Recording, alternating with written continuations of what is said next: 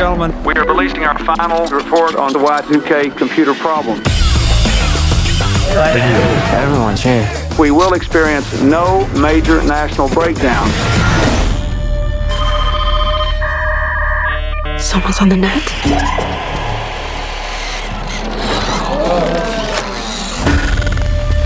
That's pimp as hell. You've got mail. Breakdown, breakdown, breakdown, breakdown, breakdown, breakdown, breakdown, breakdown, breakdown, breakdown. Y2K, Y2K, Y2K, Y2K, Y2K,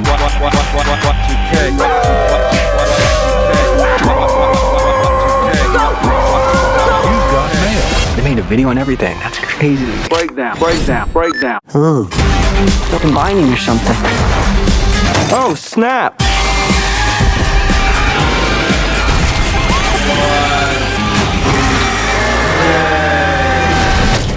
Think they'll still do graduation? Y2K. Hello, everyone. My name is Heather Hurt with the NRW, and this is one of the most unflattering directions that I've ever sat, along with KAYFABEYBABY. And we are here to talk about one of the most important years of our lifetime, Y2K. It was the 90s, it was the best of times, it was the worst of times, and here we are today talking about a movie specifically directed at one of the most technologically advanced and difficult periods of our lives. There's actually a really, really great Dark Side of the 90s episode about Y2K. If you do not know the shit that a lot of people went through to make sure that exactly what happens in the movie did not happen in real life. And when we say that, we were talking about that trailer just that you saw just now, where it is 1999 turned 2000, and it is a technology not overlord. It's a technology. Oh my God, why am I blanking? They're taking over. Corruption. No, God damn it. Terminator 2, Cyberdyne. Terminator 2, there we go. Bringing it all in. All right, yeah. So I worked it out through KAYFABEYBABY. The computers have taken over the world. There we go. That's what I'm trying to say. They've taken over. And with that, we have a cast and crew of actually a pretty small cast of children who are trying to fight back after their friends are slaughtered at a New Year's Eve party. The film is directed and written by Kyle Mooney, of whom KAYFABEYBABY was able to speak to, and Evan Winter. It features Jaeden Martell, who plays Eli, Rachel Zegler, who plays Laura, Julian Dennison, who played Danny, Daniel, I'm going to absolutely destroy his name, who played CJ. Sorry, I'm so bad with names. Lachlyn Watson, who plays Ash. Who names children nowadays?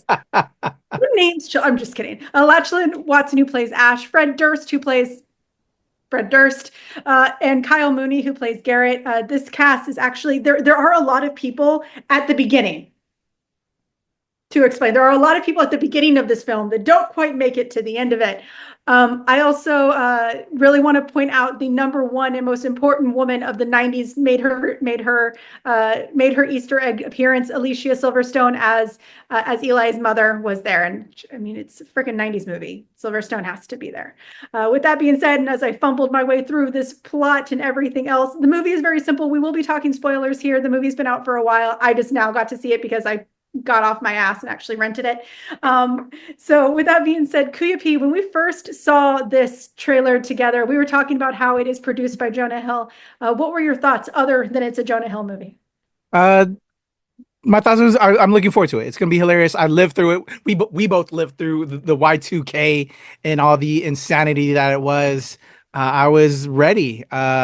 Just was curious how they were going to do that back end of what happens at midnight, and we get into Y2K and Cyberdyne, essentially a Cyberdyne-like thing occurring, and what's going to go and happen after that. I was ready, but also kind of nervous. You know what? Let me be real. As you said, Heather, I spoke with Kyle Mooney and Evan Winter, the writers. Kyle Mooney, I'm a fan, but he's also very weird. This movie is so Kyle Mooney. I'm a fan, and Kyle Mooney, if y'all don't know, he's from SNL. I think this was like one long Kyle Mooney SNL skit. And we'll get into that in the review and stuff, but I was nervous because sometimes he hits, but sometimes it's like this dude is weird as fuck, and I'm not high enough. I need to be high in order to enjoy this, or else I don't know what I'm just existing, and this is just weird. I don't know. That's it. How about you, Heather? I was really excited. When you see when a trailer comes up and there is a Tamagotchi killing people, there is nothing this little 90s girl couldn't love about this movie already. You could tell that this was going to be nothing but a goofy slasher with a whole bunch of really silly 90s references, most random and awkward 90s references. And there were. That's what we got. We'll get to it, yes. But you could tell that's what this movie was supposed to be. It wasn't supposed to be a good movie. It wasn't supposed to be a great slasher. It was just supposed to be a silly story. And sometimes that's what you want, especially in horror. There are so many great, amazing, different types of genres within a genre with horror, and sometimes you just really want a goofy slasher, and that was what this was. It you could tell it was never going to take itself seriously, and I'm so excited to say that that's exactly what happened. So with that being said, KP, let's jump right into the review. I know we didn't talk. I didn't say much about the plot. It literally is just kids at a party, computers take over the world. Plot. So with that being said, KP. Review. I go back and forth on this movie. My initial thoughts will be on this review. You'll see that I insert my initial thoughts back up on the review parts when I drop these reviews. I think I was like, what the hell did I just watch? And I still am. I need to watch it again. I will say it had two moments that still sit with me and are two of the best moments of last year. Number one, best kill. And we're talking spoilers, right? We can talk spoilers. Yeah, we talk spoilers. Best kill of the year is in this film, and it's when they're coming finally out of the house, and this one guy decides to do a grind, that's a skateboard trick, on a basketball hoop. And I believe it like that, but he dies. But the way he dies is just like, because he falls down. You survived all of this stuff. Tamagotchi, evil robots. You decide in the middle of this apocalypse, I'm just gonna do this grind on this basketball hoop. Breaks his fucking neck. What the fuck? But it's just insane and hilarious. Best death of the year. Second part of this movie, second best thing about this film that I loved is Rachel Zegler, our Snow White, y'all. If you didn't know, she's gonna be in Snow White coming out this year. A lot of people are talking shit about it. Whatever. Shout out to Rachel Zegler. And the lead star in this film, I forgot his name offhand, Heather. Jaeden Martell. Yes. Martell. The two of them fall in love, but in the most romantic place of all places. In a porta potty as it's cycling down a hill. Shit all over them, tissues all over the place, all kinds of fecal matter, disgustingness. But they fall in love in that moment. Yeah. They lock eyes. And it is so beautiful. It's the power of love, Heather. The power of love. In a porta potty. That just made it aces, but it was just weird as fuck. Fucking Fred Durst is gonna be the savior of the universe. Just all of that, and just Kyle Mooney obviously had to give himself a role as this stoner white guy who predicting future in hip hop. I love all the hip hop because he is a hip hop head. When I was talking to both him and Evan, they are hip hop heads. Respect on that. They love hip hop. I love hip hop. They incorporated that in there, but just. It's just weird, man, and I just feel like I need to be on shrooms and smoking something. But it's what it was supposed to be, and it's fun, and that's what we need. It's escape center. Everything you said, Heather. That's my review. I don't know what to feel about this movie. I don't hate it, but I don't love it. It's somewhere in that in between, the gray area, and smoking shrooms and grinding on basketball boards and making 11 porta potties. That's where it's at. By the way, this is technically, I think it's technically a PG-13 film. There is no love made. Yeah, no love made. No love made. They just fall in love. Falling in love. Just to clarify what you just said to the audience. My feelings are kind of along that line. One of the great things that I liked about this movie is that they're all practical effects. So like the computer monsters are actually people in costume, and the costumes are awful, and I love it. What made this movie so much fun are the elements that made it purposely goofy, made it purposely go, what the fuck? Eduardo Franco, who plays Farkas, who makes that stupid folly on the basketball rack. That's exactly who it is. I mean, we love him in Stranger Things and a whole bunch of stuff, and that's exactly what he does. He does this stupid death on purpose. Like it's so dumb. It makes the stupidest references, and I will blame Kyle Mooney until the day I die.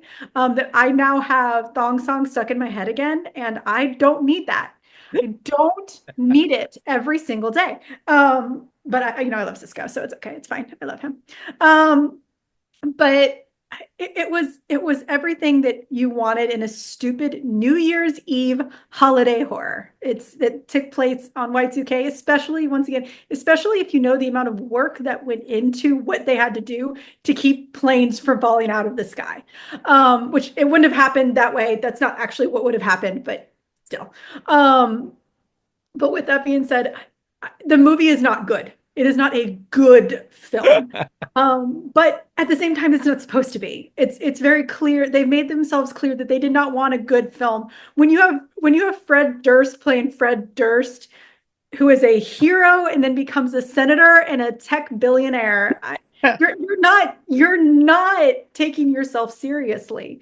And that's okay. And sometimes that's what you need. Sometimes, especially in this day and age where you need just a little bit of an outlet, having something goofy that you can look back on and be like, these children in this film are too young to understand this reference that they just made. It makes you a little bit happy. And at the same time, you feel really old because they're officially making horror films about your decade. So, yeah.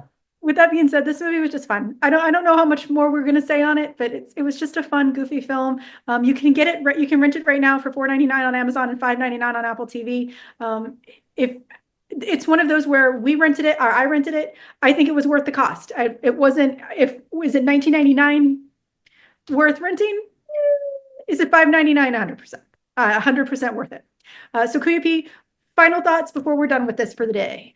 Well said on that last part. Yeah, not a $20 drop your hearts. I would have been upset if I spent that. But definitely, if it's on Netflix, if it's streaming, it's a fun watch. It's hilarious. It's good times. Again, probably even better, like I said, with something, some substances, maybe. Not that I partake in that. Not that I partake in that at all.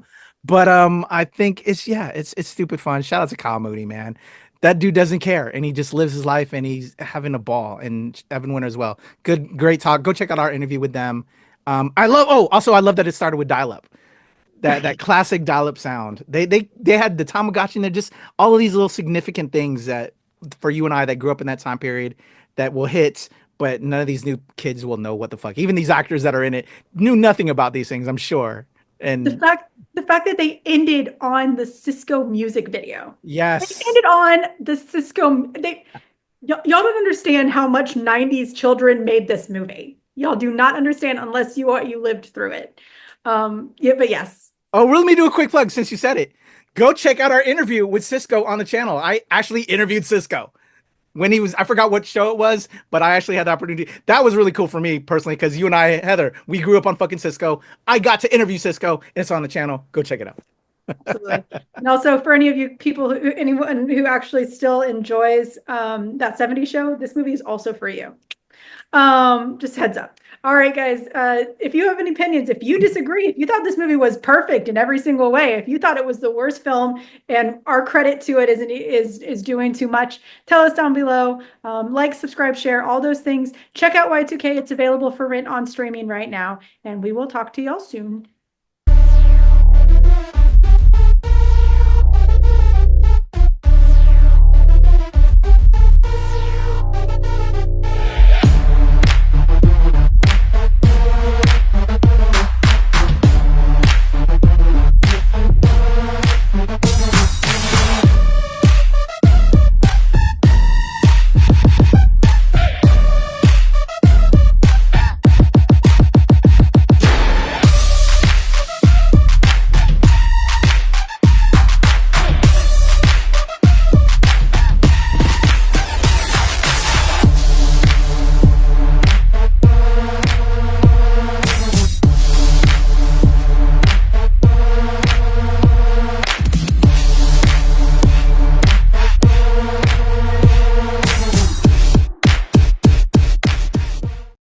What's up, y'all? Your boy KP Nerds Rule the World just got out of the press screening for Y2K. Initial thoughts coming out. It's a pass for me, y'all. I didn't really like this one. It tried to get that nostalgia trip going. But if you're a fan of Mooney, if you're a fan of Evan Winter, if you're a fan of Fred Durst, you're probably gonna like this one. And probably these young generation who thinks they know Y2K are probably going to dig this one, but it just wasn't for me. Stay tuned. I might have a full review on the channel, but yeah, Y2K, not sure the drop date, but coming soon. But also stay tuned. The NRW may have some interviews associated with Y2K. So there you go. More to come. Your boy KP. There's Rule the World.